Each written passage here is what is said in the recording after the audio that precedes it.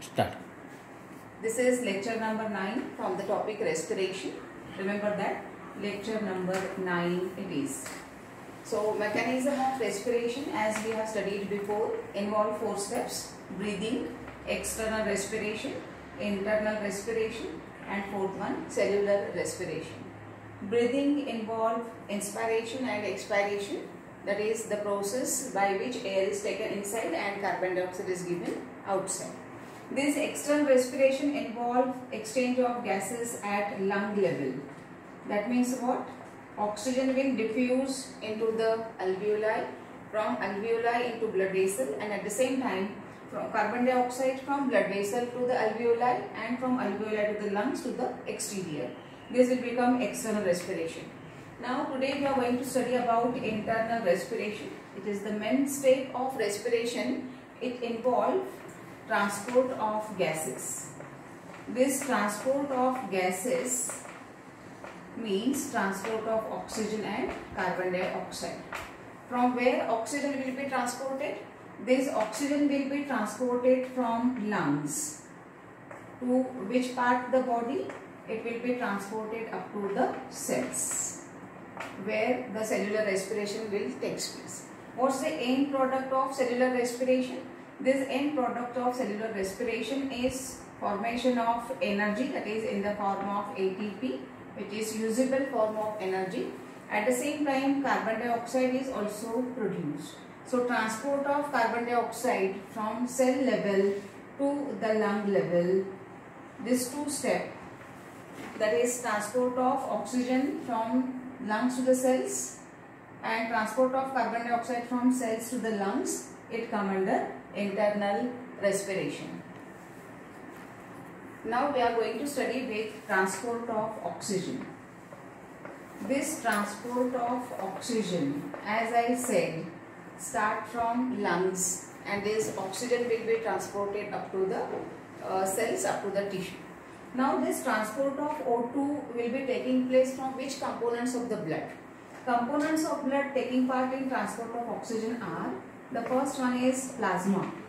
Remember that only 3% of the oxygen, of the total consumed oxygen, will be transported through plasma, and remaining 97% part of the oxygen will be transported through RBCs. So these are the two components taking part in process of transportation of oxygen. Now we'll see that how it is get transported through plasma. Simply it is get dissolved in the liquid part of the plasma and it can reach up to the tissue cells.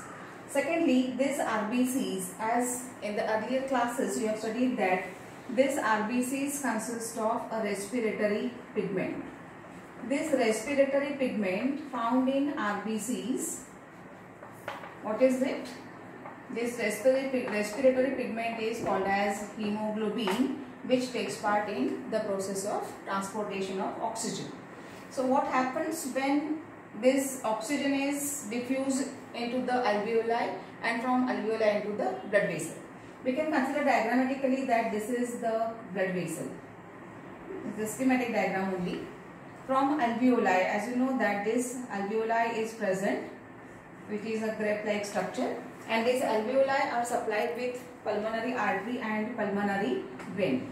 This pulmonary artery, through pulmonary artery, the deoxygenated blood enters, and through pulmonary vein, oxygenated blood goes to the lungs. So it goes to the heart. From this blood vessel where the oxygenated blood is present, this oxygen will diffuse into the blood capillaries.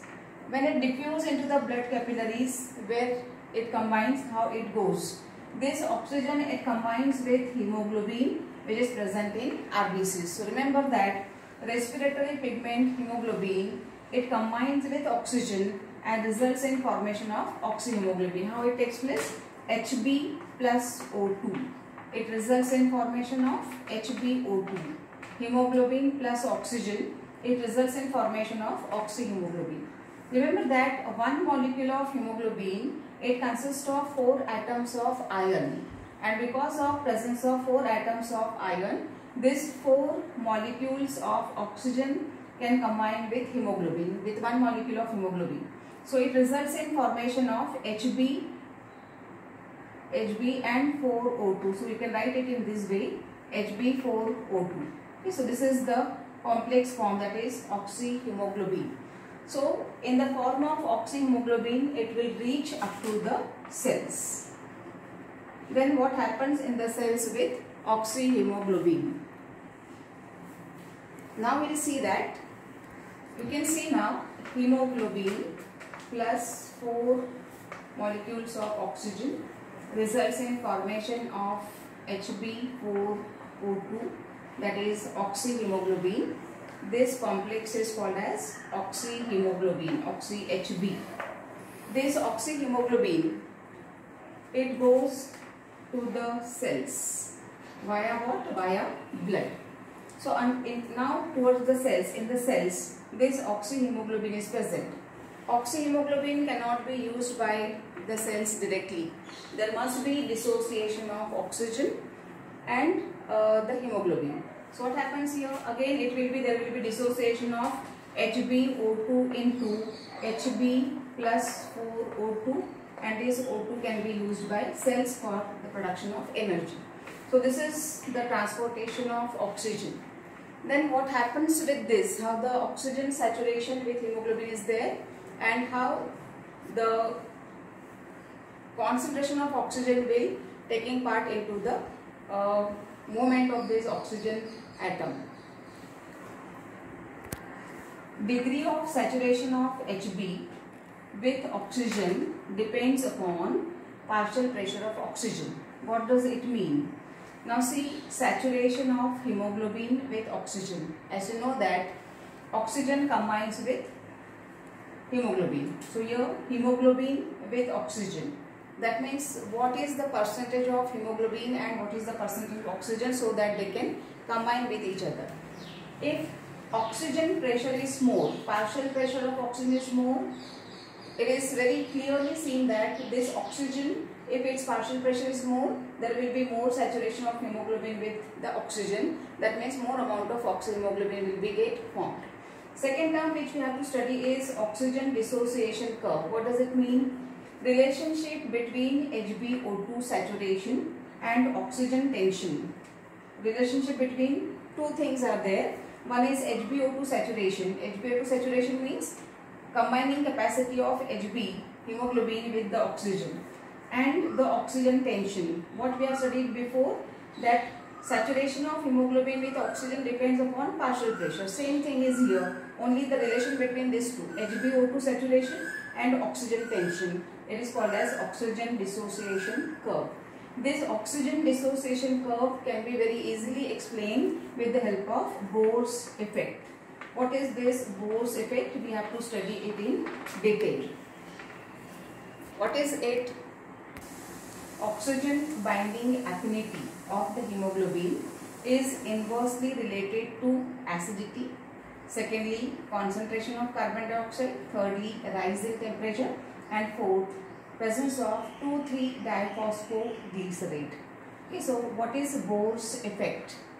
In short, if you are going to remember this sentence, oxygen binding affinity of hemoglobin is inversely related to these 4 points. What does it mean? That means if you are going to say that oxygen binding capacity, oxygen binding affinity decreases. Now listen it carefully. When we are going to say oxygen binding affinity decreases, then this acidic environment will goes on increasing. So when acidity goes on increasing, when H plus concentration is more, that is increase in H plus concentration. When there is increase in H plus concentration, we can say that pH is low. Low pH means pH from 1 to 7 is acidic environment. So low pH, it results in increasing acidity of this environment. Secondly, concentration of carbon dioxide. When there is increase in concentration of carbon dioxide, at that time oxygen binding affinity will decrease. Similarly, rise in temperature.